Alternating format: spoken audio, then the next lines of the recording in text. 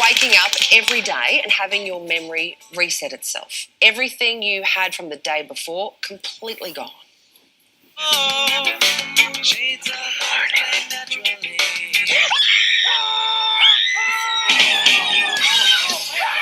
What is going on? About a year ago, Lucy was in a terrible car accident. She lost her short-term memory. You and I are actually seeing each other. Do you have any idea who I am? I've never even met you. For one woman, it is not a Hollywood movie, it's reality. Every day, Kathy O'Brien wakes up to a strange bearded man in her bed. Panic sets in until her husband starts to make sense of it all. And Kathy and her husband, Andrew, join us on the couch this morning. Welcome to the both of you. Kathy, you wake up every day next to your husband of 15 years and you don't remember him. Yeah, so that was, I do remember him now. That was, I've slowly got those memories. Wow. I'm starting to create those memories now. But Andrew can probably fill you in a little bit more because I don't remember the time when I didn't remember either. So you can't remember the terror of waking up every day. No. Andrew, watching your wife go through that. Oh, it's crazy. Between 2015 and 2017, every morning Kath would wake up and was sort of extremely startled, wouldn't know where she was, what was going on. You know, the room had changed, the kids were tall, the kids were bigger, and had to start from scratch every morning as to what was that's a cute going on. photo. Wow, you haven't always had a memory that reset itself. So when did it begin? It was 2015. Kath had a mental health breakdown. Right. Do you have any explanation? Have they been able to tell you why? So the explanation is that it's a condition called functional neurological disorder, which is an umbrella category for lots and lots of illnesses that can impact the body when you're not dealing with your mental health, Right. and not looking after yourself properly. And basically I've been told I had a slow burn breakdown that's kind of started in 2012 and resulted in quite a very dramatic not being able to use the left-hand side of my body, so like a stroke. So I had to relearn how to walk. Drew was telling the makeup ladies I had to relearn how to walk. I had to relearn how to use my arm. I didn't have my driver's license for nearly 2 years. I don't remember getting it back, but I also don't remember having it taken off me. So that's kind of a good thing. But my girlfriend who came up with this said that I was very, very dirty about not having a driver's license. So prior to that, prior to 2012, Andrew found it really difficult because I had a photographic memory, and he would say that I would, word and verse, be able to quote back things that he'd said, and he could never. Was not fair arguments. Great skill. So was there a traumatic event? Was there something that they can pin it down to? That There was multiple traumatic events throughout my life. So they would say that it's. I was talking to my psychologist the other day, and she said that it's complex post-traumatic disorder. Right. So it's not like there was one single event. For me, it started with bullying when I was 11, and then so I was in my first year of high school.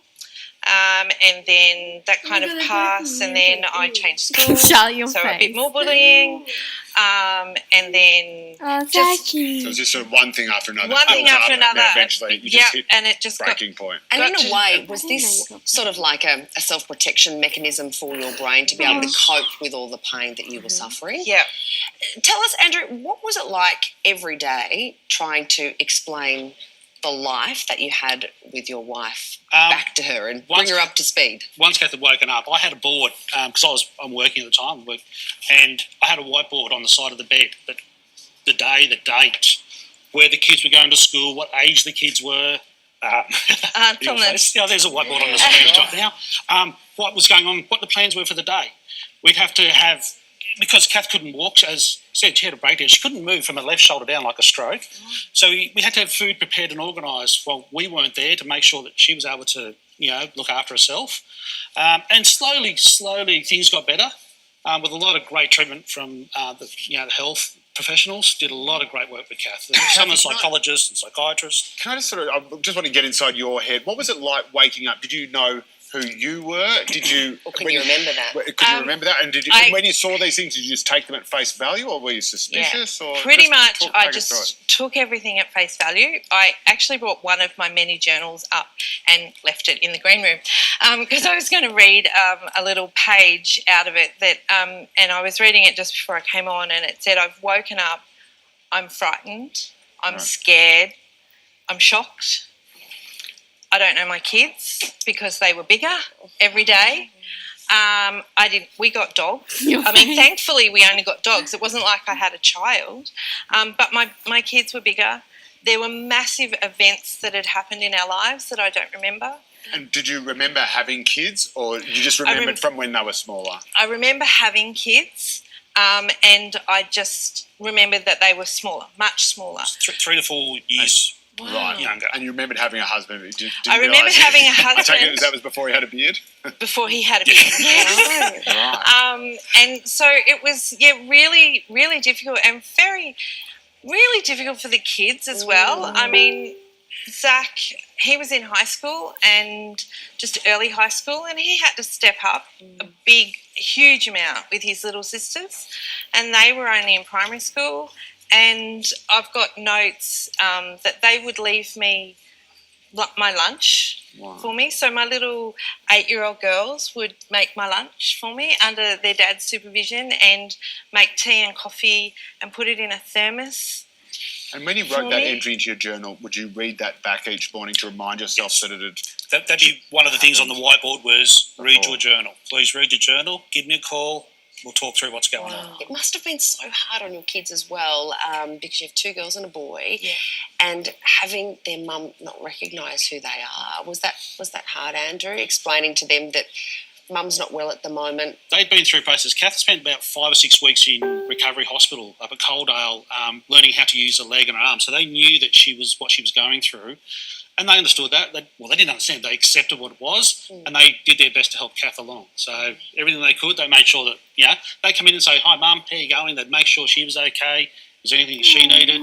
Just remind her where they were at. That I'm in year 7 this year. I'm in year 8. I'm in, what's going on in their lives. So they'd bring her up. It was not your usual what a child would go through, but they did a great job. Kids are very adaptable, aren't they? They are. Kathy, do you let yourself ever think about those years that you've missed? Because they're really pivotal years, aren't they? It's really, really tough. I look at photos, and I mean, there have been photos going through the cameras, and I don't remember any of them. We even met Princess Mary with the girls. No idea.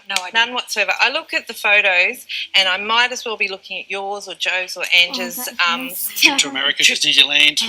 Family photos, because there's no emotional connection to them. We had a huge family holiday with my extended family, with my brother and my parents and my brother's 3 children. So there was 12 of us, and we all went to Disneyland. Wow. I don't remember it. I've got nothing. I don't remember any of that. So is there any chance of those old memories returning, and can you now make new memories? So I can make new memories. Great. And hold on to them. Yes. Which is amazing. And we really don't know.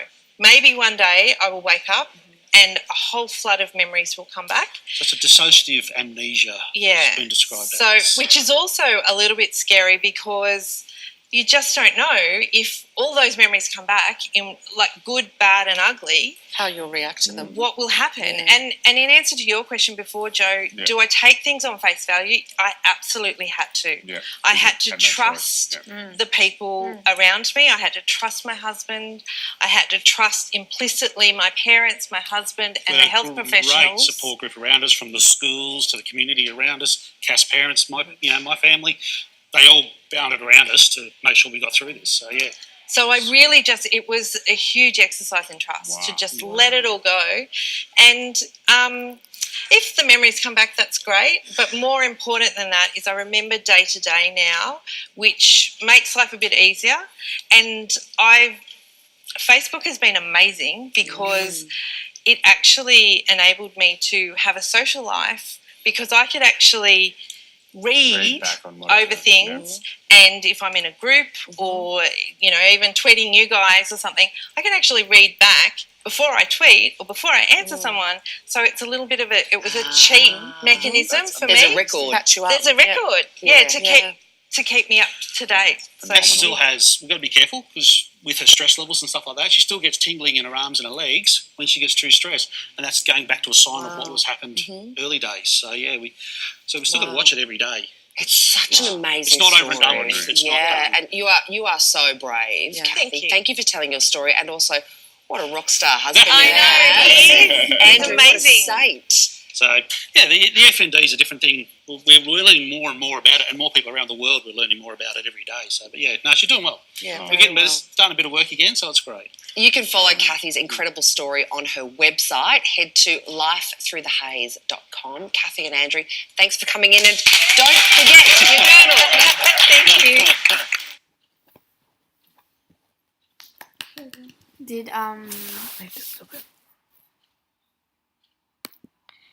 Did Kate Stop it.